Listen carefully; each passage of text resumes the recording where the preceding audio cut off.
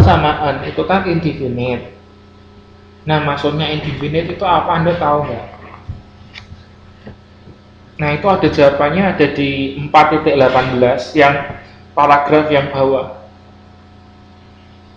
Ya, Anda baca 4.18 bagian yang bawah. Paragraf yang bawah itu menjelaskan mengenai arti indefinite. Ketemu nggak? Ketemu ya? Yang 4.18 bawah itu tak bacain. Selain itu, kata sandang tidak tentu atau indefinite artikel a dan an digunakan sewaktu Anda menyebutkan seseorang atau benda lainnya untuk pertama kali. Nah, perhatikan kalimat-kalimat berikut ini. I saw a car parking in front of a restaurant last night. Then, a man got out of the car. Nah, Anda bisa lihat kan, untuk kalimat yang pertama pakainya a car, ya, a car parking. Ya, jadi pakai kalau pertama kali Anda menyebutkan a car parking itu kan berarti sebuah mobil yang sedang parkir. Ya. Nah, kalau yang berikutnya, nah karena Anda sudah menyebutkan car di awal tadi, akhirnya berubah di kalimat berikutnya Anda menggunakan the.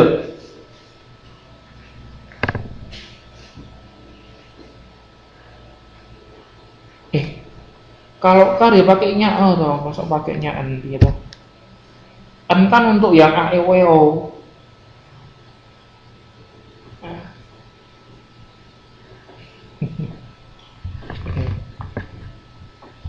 Ada yang tanya gini nggak? Ada yang tanya gini nggak?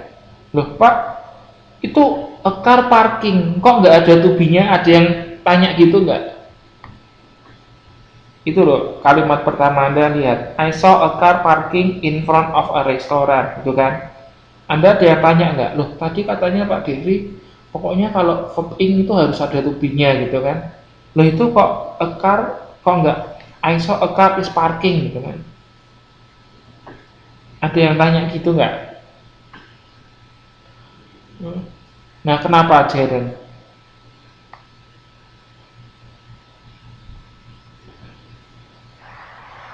Itu bukan Jaren sebetulnya. Itu bukan Jaren. Aduh, saya lupa namanya apa itu.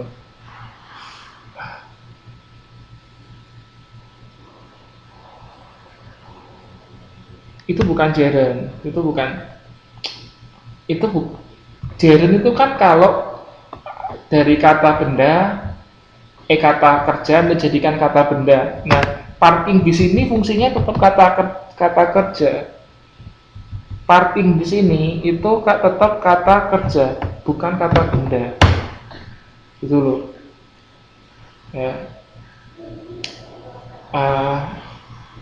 Itu kalau nggak saya salah ingat itu namanya adverb modifying. Adverb modifying. Tapi saya jangan jelaskan malam ini ya, saya agak lupa, jadi saya harus pelajari dulu. Itu namanya adverb modifying. Ya. Nah, parking di sini itu nggak perlu Anda kasih to be, ya. Karena ya tadi itu adverb modifying. Itu sebetulnya ada di buku nama itu. Anda kalau mau belajar ini loh, saya kasih judul bukunya bagus, pengarangnya namanya Betty Azar, ya. Anda coba cari bukunya kalau Anda punya, itu ada free kok, ya. Adverb modifying, kalau nggak saya salah ingat loh ya, saya nggak salah ingat apa namanya apa gitu ya. Nah itu Anda kalau mau baca itu bagus, Betty Azar itu grammar, tentang grammar. Jadi itu ada tiga tipe. Ada yang warnanya hitam, ada yang warnanya biru, orange, sama hijau lumut kalau nggak salah. Ya. Nah kalau yang biru itu yang paling basic, lah, grammar basic. Nah itu ada di, kalau yang adverb modifying itu ada di yang di tengah, yang middle itu. Nah, Anda kalau mau baca-baca itu bagus juga. Cuman itu dulu saya pakai itu, saya kuliah pakai itu. Tapi yang saya pakai itu yang versi Inggris. Jadi itu English semua. Kalau versi Inggris itu semua Inggris. Nah tapi ada juga yang versi sudah di Indonesia kan. Itu saya pernah tahu itu itu ada yang free juga. Anda bisa cari di internet. Ya. Pengarangnya Betty Azad. Judulnya Grammar. Judulnya buku Grammar. Nah itu bagus. Nanti Anda boleh baca-baca juga.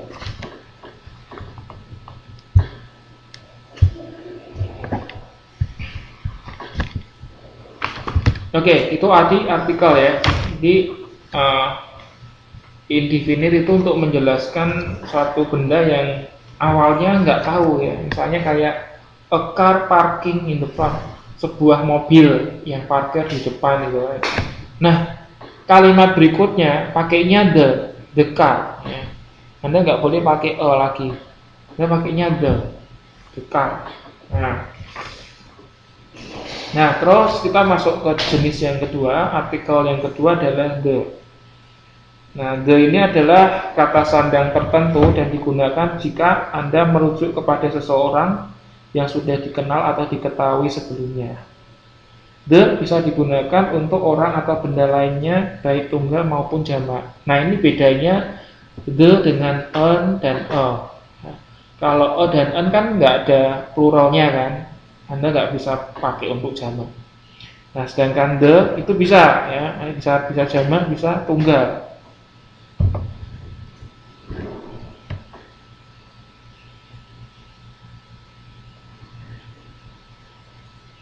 Terus ini ada fungsi-fungsinya nih. The itu nationality noun ditambah nationality noun,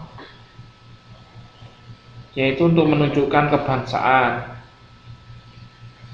Terus the digunakan di depan benda-benda yang sudah nyata meskipun Anda tidak tahu pasti benda mana yang dimaksud. Misalnya the cinema, the bank, and so on. Terus benda-benda langit ya, benda-benda langit itu juga Anda pakainya the sun, the sky, the south, the moon. Ini ada baiknya kalau misal Anda toh bikin catatan ya, tapi jangan buat ngepek ya. Anda ini catat, ini banyak sekali ya apa fungsi-fungsinya. Kalau Anda buat catatan kan lebih asik untuk belajar Anda sendiri. Terus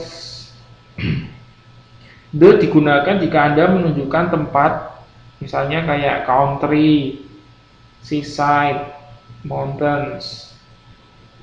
Meskipun kita tidak tahu pasti yang mana yang dimaksudkan. Jadi kalau country Anda boleh kasih the ya. Nah terus lagi itu the digunakan di depan superlatif. Masih ingat kan? Misalnya best, terbaik itu ya, Anda kasih the depannya, the best. Terus paling cantik, the most beautiful kan gitu. Jadi itu untuk superlatif. The digunakan di depan beberapa kata sifat. Ya, di depan kata sifat. Misalnya kayak the poor, the young, the dead, the rich. Ya. Terus ini juga menunjukkan benda jamak atau plural nouns. Misalnya kayak the poor itu artinya orang-orang miskin, ya, the poor. Para fakir miskin, the poor. The young itu juga para anak muda.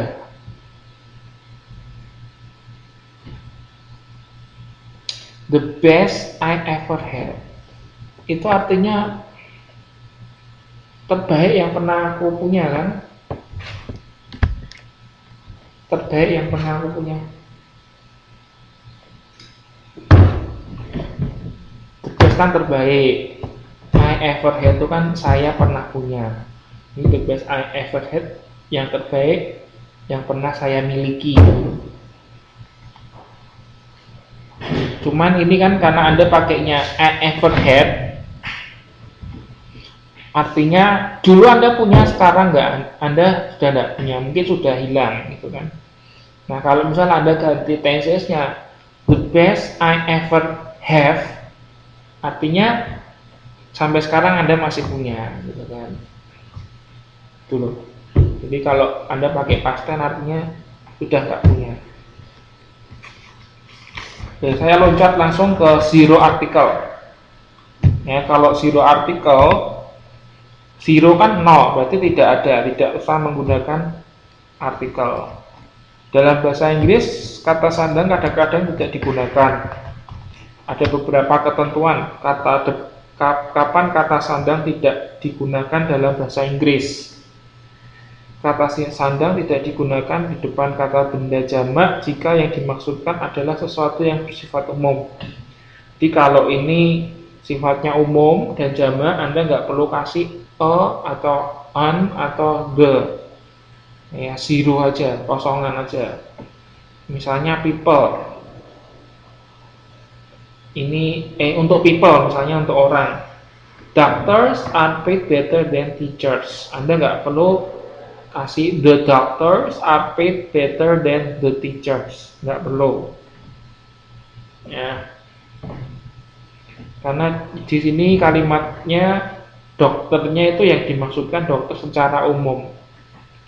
Nah misalnya nih, boleh juga Anda kasih the di depannya. The doctors are paid better than the teachers. Misalnya Anda kasih the, ya boleh juga, tapi artinya beda. Kalau Anda kasih the di depannya gitu ya, misalnya the doctors are paid better than the teachers, Anda berarti mengacu dokter di satu tempat tertentu, misalnya di rumah sakit A dan gurunya di sekolah B gitu ya. Jadi Anda mengacunya dokter di rumah sakit A dan teacher di sekolah B. Kalau Anda kasih the. Tapi kalau Anda mau ngomong dokter secara umum, dokter dimanapun dan teacher atau guru dimanapun, nggak usah kasih the, langsung dokter sampai better than teachers.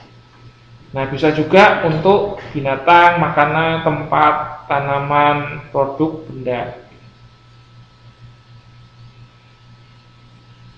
Terus kata sandang tidak digunakan di depan kata benda yang tidak dapat dihitung jika yang dimaksud adalah suatu yang bersifat umum. Dan kalau bendanya itu umum dan tidak dapat dihitung, Anda juga nggak perlu kasih Contohnya kayak makanan itu butter. Butter itu mentega ya. Mentega itu kan juga uncountable kan. Uncountable, dan Anda mengacunya itu mau ngomong hal yang umum, jadi nggak usah kasih artikel, zero artikel aja. The butter is made from milk. Oke. The tidak digunakan di depan nama atau jabatan seseorang. Nah, jadi misalnya Mr. Devry, Anda nggak usah bilang the Mr. Devry gitu ya, aneh. Jadi kalau nama dan jabatan nggak perlu kasih the. Terus the tidak digunakan di depan nama-nama benua. Nama benua, nama negara, kota, negara bagian, dan provinsi. Misalnya kayak Jakarta is the capital of Indonesia. Jakartanya nggak perlu Anda kasih the kan. Jakarta tetap Jakarta. Tapi kalau capitalnya Anda harus kasih the, karena kan itu bukan nama negara, nama kota itu kan. Jadi Anda harus tetap kasih nama the, ya, the capital.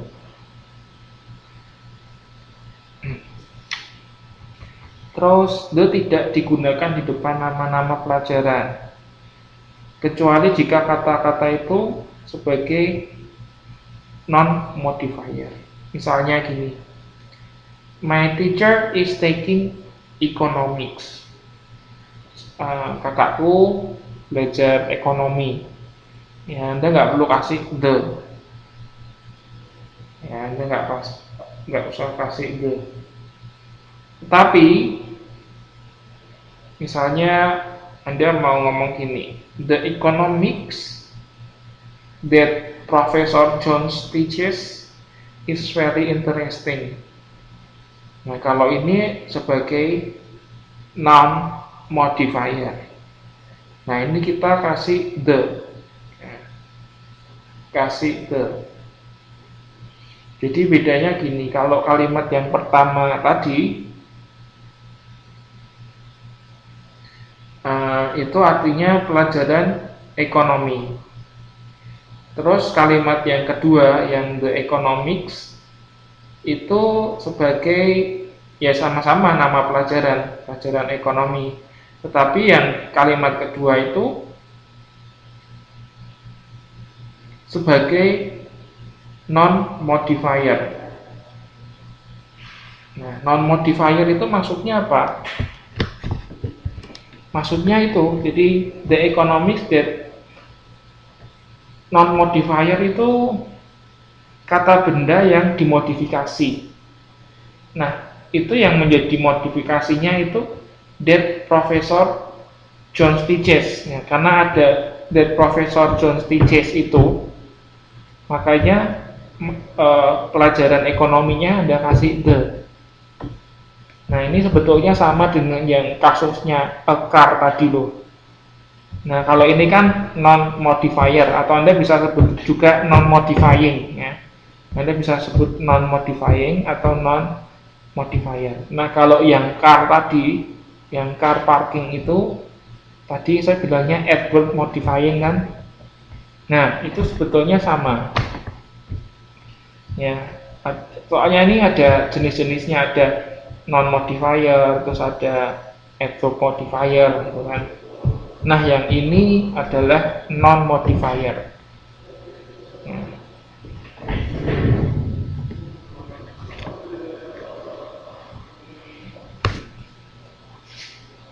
Untuk kalimat kedua ini ya, yang ini ya, the economics that Prof. Jones teaches, itu Anda bisa rubah menjadi adverb modifying juga. Nah, seandainya Anda rubah menjadi adverb modifying, jadinya gini, the economics that Prof. Jones taught, enggak gitu, the economics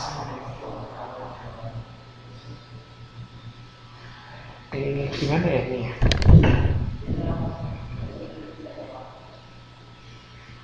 The economics Professor John taught, that-nya dihilangin. Jadinya ini. Kalau kita modifying ya, the economics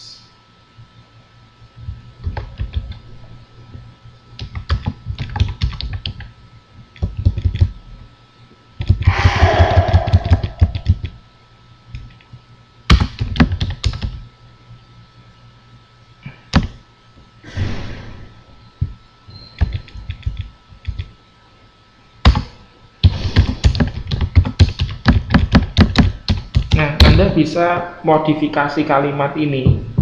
Ya, kalimat ini Anda bisa modifikasi menggunakan adverb modifying menjadi gini, the economics taught by Professor John is very interesting.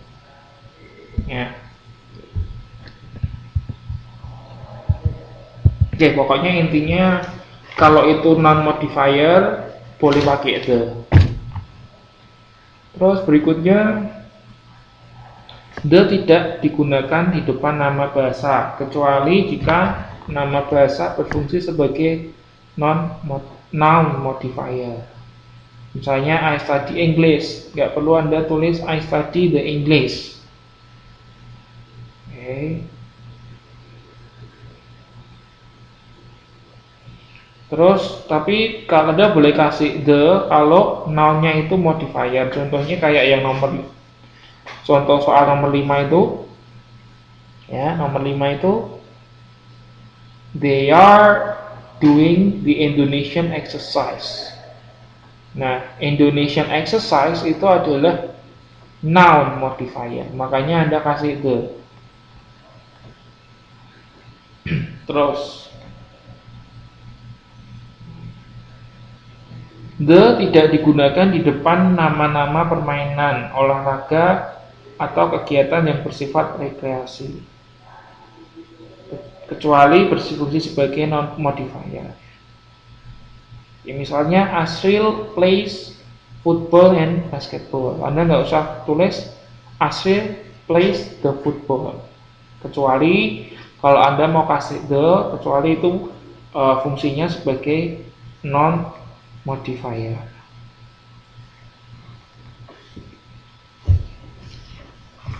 Besok misal kalau ada di UAS ini keluar soalnya gini, Mr. Devry teach titik-titik English. Ya, Mr. Devry teaches ya. Mr. Devry teaches titik-titik English, misalnya gitu. Misalnya jawaban yang A, the. Jawaban yang B, a.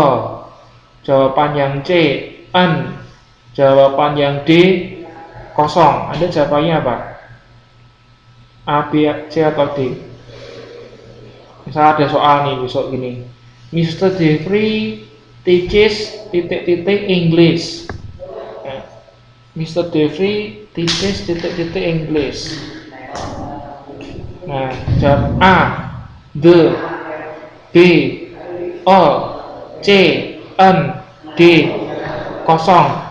Enggak, maksudnya zero. Ya, betul. Jawabannya D ya, zero. Jangan dikasih salah nanti kalau Anda kasih ya. Kemana?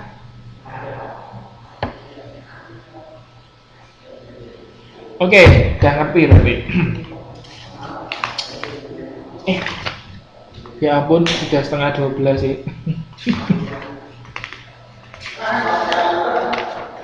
Kayaknya nggak cukup ini kita menyelesaikan sampai modul itu nih. Ya udah, nggak apa-apa. Besok kita lanjutkan.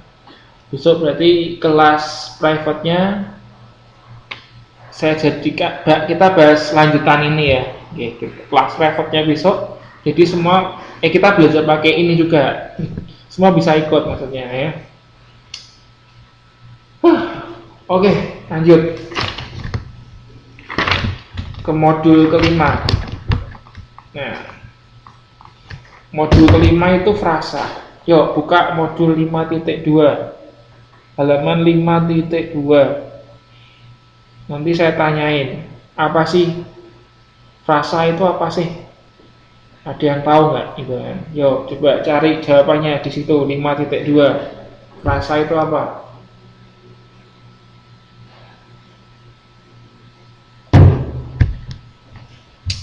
Saya mau cerita sedikit ya.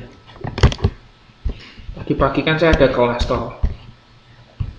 Nah, di kelasnya itu kebetulan ada peneliti, dia dosen, orang Indo, dosen di salah satu universitas terbaik di Indonesia, dosen negeri,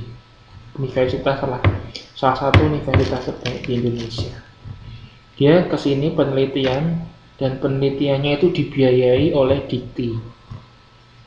Nah, terus kan tadi di kelas ini ada 2 orang sih, ibu-ibu gitu kan. Tuh disuruh introduction. Ya.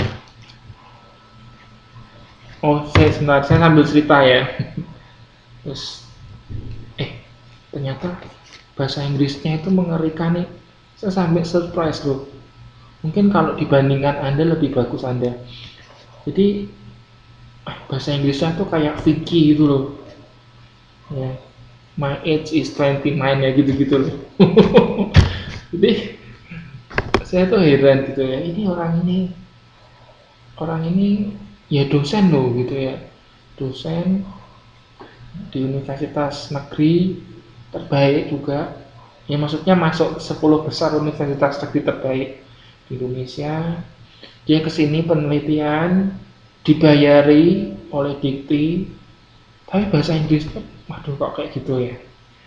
Saya sampai agak malu sih, soalnya kan nanti kan ada orang dari India, ada orang dari Rusia, ada orang dari Vietnam gitu kan, ada orang Taiwan juga. Tapi kan aduh orang ini kok payah deh pokoknya. Tapi saya mau ambil hikmahnya aja gini. Hikmahnya semua orang bisa dapat kesempatan kok.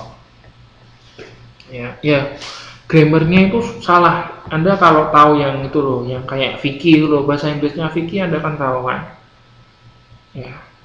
Tapi mending kalau Vicky dia ngomongnya grammarnya salah tapi pede kan, dia pede. Tapi yang tadi yang teman baru yang itu sudah Inggrisnya nggak grammarnya salah, terus habis itu nggak pede gitu loh.